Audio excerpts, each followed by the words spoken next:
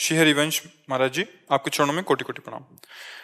महाराज जी, इनका प्रश्न है कि इन्होंने अपनी तरफ से सच्चे प्रेम किया, पति से छल कपट झूठ निंदा अपमान मिला, इसलिए बस अपनी 2 बच्चियों के प्रति कर्तव्य निभाते हुए लाडली जी की आश्रित हूँ, अलग रहती हूँ। श्री जी कृपा से एक नौकरी है जिससे श्री जी बच्चियों का पालन पोषण करते हैं। प्रश्न है कि प्रभु, क्या सब छोड़कर बस श्री जी के आश्रय जीवन व्यतीत करना चाहिए या अर्जुन की तरह संविधान के मुताबिक अपने बच्चों के हक के लिए परिश्रम करना चाहिए? ऐसा लगता है यदि मैंने दूसरा मार्ग लिया तो मेरी श्री जी का आश्रय छूट जाए। नहीं नहीं, श्री जी का अंदर आश्रय रखे, बाहर व्यवहार में अपने कर्तव्य का भी पालन करे। ऐसा नहीं कि आश्रय लेके चुपचाप बैठ जाओ, कोई साधु महात्मा नहीं हो। गृहस्थ हो, गृहस्थ में बच्चों के अधिकारानुसार उसके पिता से उसकी संपत्ति उनको दिलाए, कानूनी कार्रवाई भी होती है ना। तो जब बच्चियां पैदा किया है तो अब कर्तव्य, मान लो आप अलग हो गए हैं पर आप उन बच्चों की माँ है और उन बच्चों का पिता वो है, तो वो संपत्ति का अधिकार रखती हैं बच्चियां। समय आने पर उनको उस अधिकार की प्राप्ति होगी तो वो भी सुखपूर्वक जीवन व्यतीत करेंगी। माता पिता का जीवन होता है संतान की व्यवस्था के लिए, खूब संतान को पढ़ाए लिखाए, उनकी व्यवस्था करे, अपना कर्तव्य पूरा हुआ, भगवान का भजन करते हुए भगवान को प्राप्त हो। तो इसमें कोई बाबा जी थोड़ी है कि हम अब भगवान के सहारे बैठ गए। अंदर से भगवान का सहारा, बाहर से कर्तव्य है।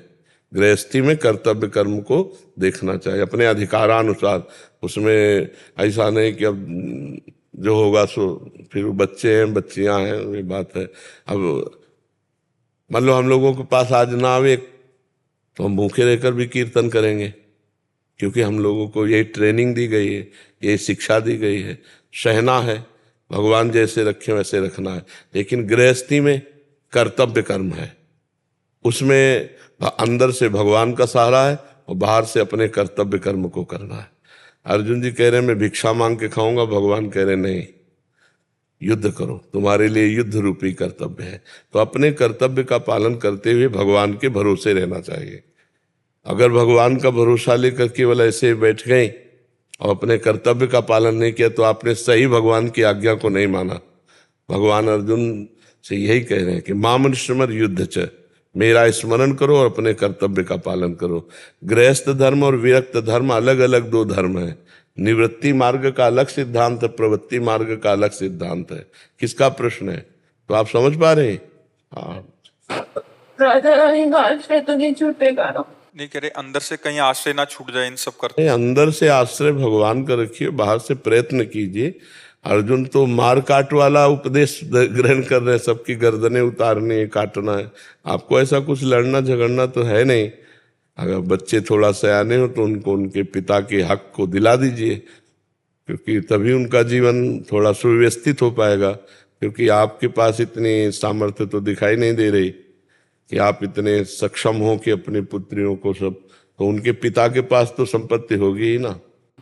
प्रभु मेरी नौकरी है, नौकरी के उससे पाल सकते हैं बच्चों को, तो अच्छे पैसे मिलते हैं, तो फिर जरूरत नहीं है, फिर तो आप समर्थ हैं, आप अपने बच्चों को पढ़ा लिखा करके आप उनको फिर अच्छी नौकरी दिला सकते हैं। बस में ये दिक्कत है प्रभु की नौकरी मेरी भी जिंदगी भर नहीं रही। एज अ मतलब मदर होने के नाते दोनों बच्चों को पालने के लिए मुझे उनको टाइम देना पड़ेगा, तो शायद मुझे अपनी नौकरी छोड़नी पड़े। हाँ, पर कुछ तो ऐसी संपत्ति तो एकत्रित कर ही लीजिए जिससे उनके बच्चों का भविष्य उज्जवल हो जाए, क्योंकि आजकल पढ़ाई लिखाई में बहुत पैसा लगता है। और बच्चे में कोई भेद नहीं, बच्चियां पढ़ लिख कर देखो, स्त्री ही तो हमारे देश की राष्ट्रपति है। देखो लड़कियां राइफल लिए हुए बॉर्डर पे खड़ी, किस बात में कम है पुरुष से? तो बच्चा बच्ची का भेद तो रखना नहीं चाहिए। 2 बच्चियां मतलब 2 पुत्र हैं, कोई उसमें भेद नहीं। पढ़ा लिखा करके उनको अच्छे वो अपने अनुकूल वर वर्ण कर ले और बढ़िया गृहस्थी में जीवन व्यतीत है, कोई बात शोक की बात नहीं। अगर आपके पास ऐसे देखो, समस्याएं कई तरह की होती है, बड़ा संकटपूर्ण जीवन है, कभी भी कुछ भी कहीं भी। अब वो तो संपत्ति अगर उनको पिता की सहयोगी तो और ज्यादा उनको सहयोग मिल जाए। अगर आपके पास ऐसी पर्याप्त संपत्ति है तो फिर कोई किसी से फिर क्या लड़ाई झगड़ा करने की जरूरत है। बच्चों को पढ़ा लिखा कर आप उनको उनकी योग्यता प्रदान कर सके, इतनी संपत्ति है आपके पास वर्तमान में। हाँ शायद कर सकती हूँ, हाँ? कर लूंगी। हाँ तो बस फिर हमें लगता है फिर अगर वो स्वेच्छा से दे दे तो दे दे, नहीं झगड़ा मत करो, क्योंकि राग द्वेष पूर्वक लड़ाई झगड़े से वो बच्चों की भी जिंदगी में वही संस्कार भर जाएंगे।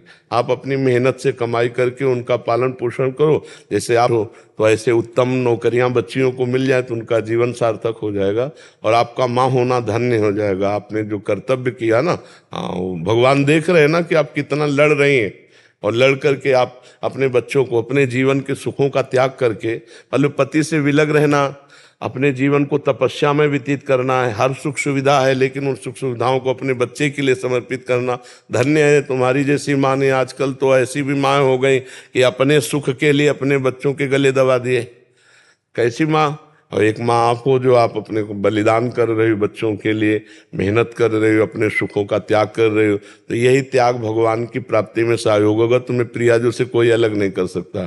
सो सुख वांछा ही अलग करती है, भोग वासना ही भगवान से अलग करती है। और त्याग पूर्वक चाहे बच्चा हो चाहे परिवार हो, दूसरों के प्रति समर्पण का भाव, तो उसे भगवान का सहयोग मिलता रहता है, भगवान का आश्रय रहता है। आप अनाथ नहीं हो, नाथ अनाथ हित समर्थ मोहन श्री राधा, प्रभु आपके साथ है। आप बिल्कुल मजबूत रहिएगा और प्रसन्न रहिएगा, हमारी बात पर आप टिकिएगा। हाँ कभी आप दुखी मत होइएगा, पुष्ट रहिएगा।